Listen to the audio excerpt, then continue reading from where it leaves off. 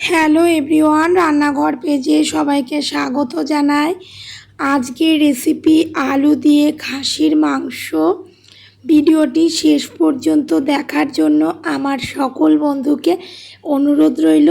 ভালো লাগলে পাশে থাকবেন, সাবস্ক্রাইব করবেন এবং কেমন হয়েছে কমেন্ট করে জানাবেন। চলুন রান্নাটা শুরু করা যাক। এখানে আমি 1 কেজি খাসির মাংস নিয়েছি। মাংসটাকে ভালো করে ধুয়ে নিয়েছি। আর নিয়েছি আলু কেটে নিয়েছি, পেঁয়াজ নিয়েছি, আদা নিয়েছি, রসুন নিয়েছি, মশলার জন্য গোটা জিরে, ধনে আর কাঁচা লঙ্কা নিয়েছি। পেঁয়াজগুলোকে স্লাইস করে লম্বা লম্বা করে কেটে নেব। এখন একটা মশলা বানিয়ে নেব। মিক্সার গ্রাইন্ডার নিয়েছি। প্রথমে দিয়ে দিচ্ছি লাল লাল পাকা কাঁচা লঙ্কা, গোটা জিরে আর গোটা ধনে একসাথে দিয়ে দিলাম। দিয়ে দেব এখন একে একে আদা কুচি, রসুন দিয়ে দিলাম। এখানে আমি 2টো রসুন ছাড়িয়ে নিয়েছিলাম। দিয়ে দিচ্ছি আদা কুচি,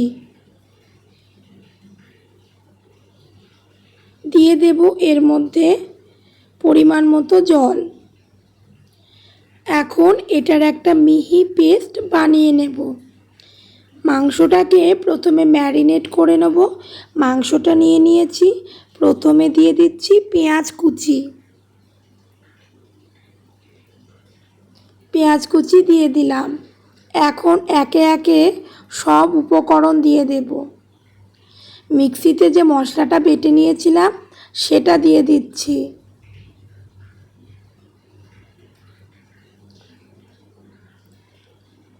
দিয়ে দেব এর মধ্যে পরিমাণ মতো হলুদ গুঁড়ো,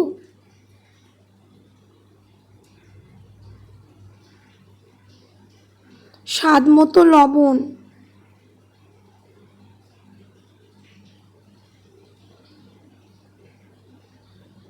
লঙ্কার গুঁড়ো দিয়ে দিলাম অল্প পরিমাণ, আর দিয়ে দেব সর্ষের তেল। এখন সব উপকরণ একসাথে ম্যারিনেট করে নেব।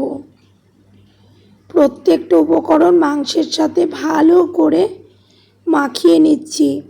যত ভালো করে ম্যারিনেট করা হবে মাংসের স্বাদ হবে ততই দ্বিগুণ। এখন ঢাকনা দিয়ে রেখে দেব 1 ঘন্টা।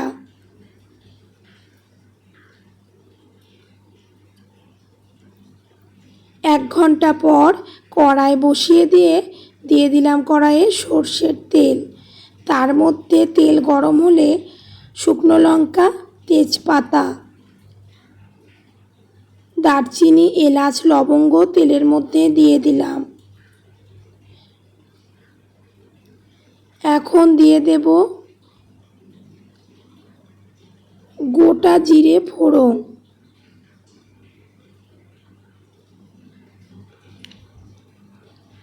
দিয়ে দিলাম গোটা জিরে ফোড়ন।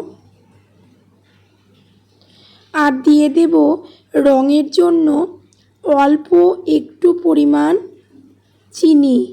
এতে মাংসের রঙটা হয় খুবই সুন্দর।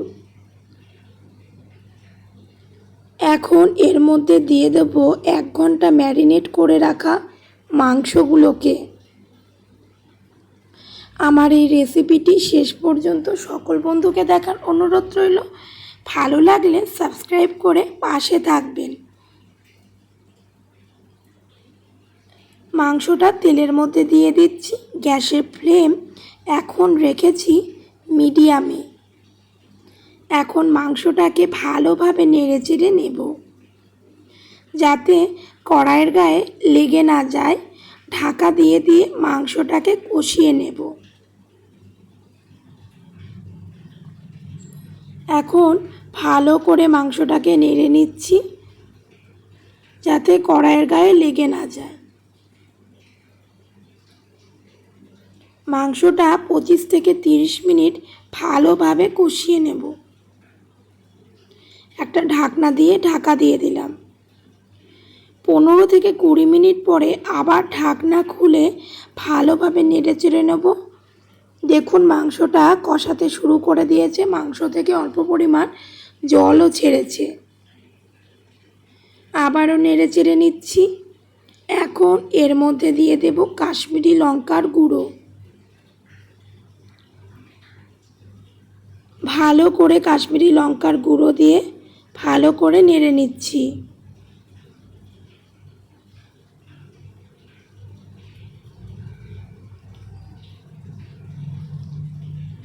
আবারও একটা ঢাকনা দিয়ে ঢাকা দিয়ে দেব, যাতে মাংসটা ভালোভাবে কষানো হয়। এই যে ঢাকনা দিয়ে ঢাকা দিয়ে দিলাম। 10 থেকে 15 মিনিট পরে ঢাকনা খুলে নিচ্ছি। মাংসটা অনেকটাই কষানো হয়ে গেছে। এখন এর মধ্যে কেটে রাখা আলুগুলোকে দিয়ে দিচ্ছি একে একে। আলুটাও মাংসের সাথে 10 মিনিট মতো ভালো করে কষিয়ে নেব। আলুটা প্রথমে আমি আজকে ভেজে নিইনি, মাংসের সাথে কষাবো বলেই রেখেছি। ভালো করে আলুটাও মাংসের সাথে নেড়ে নিচ্ছি।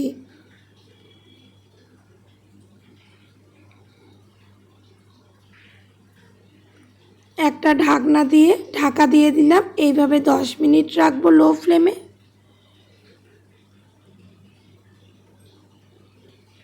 দেখুন বন্ধুরা, মাংস কষানো প্রায় হয়ে গেছে। এখন পরিমাণ মতো জল দিয়ে দেব। জল দিয়ে ভালো করে নেড়ে এই যে প্রেসার কুকার বসিয়ে নিয়েছি।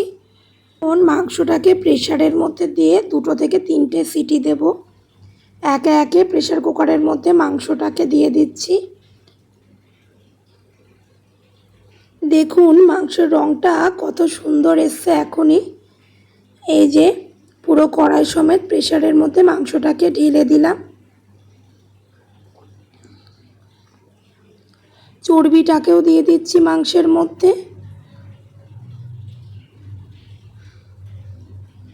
একে একে এর মধ্যে দিয়ে দিচ্ছি গরম মশলা আর দিয়ে দেব মিট মশলা। গরম মশলা আর মিট মশলা দিলে মাংসের স্বাদ খুবই সুন্দর হয়। নেড়ে চেড়ে দিলাম। এখন একটা প্রেসার কুকারের ঢাকনা আটকে দেব। মিডিয়াম ফ্লেমে 3টে সিটি দেব, যাতে মাংস ভালোভাবে সেদ্ধ হয়। 2 থেকে 3টে সিটি দিয়ে নিয়েছি। এই যে এখন প্রেসার কুকারের ঢাকনি খুলে দেখে নিচ্ছি, এই যে কত সুন্দর মাংস রং এসছে, পুরোপুরি সেদ্ধ হয়ে গেছে। এখন একটা পাত্রে মাংসটাকে ঢেলে নিচ্ছি। দেখুন বন্ধুরা, খাসির মাংস আজকে তৈরি হয়ে গেল পরিবেশনের জন্য। ভালো লাগলে পাশে থাকবেন।